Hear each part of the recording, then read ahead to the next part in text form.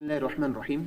Love marriage करना कैसा, क्या इस्लाम में लव मैरिज जायज़ है या नहीं? देखें, लव मैरिज की जो है दो सूरतें हैं। एक ये कि लव मैरिज वो है कि आप किसी से मोहब्बत करते हैं और उसके घर पर आप इज़्ज़त के साथ निकाह का पैगाम भेजें और उसके सरपरस्त उसको कबूल करके आपकी शादी कर दें। ये एक लव मैरिज, ये जायज़ है। और एक वो लव मैरिज कि जिसके बाद जो है लड़का और लड़की आपस में राब्ते करने लग जाते हैं और आपस में तन्हाइयाँ इख्तियार करने लग जाते हैं, जिस्मानी ताल्लुक़ जो है आपस में बना लेते हैं।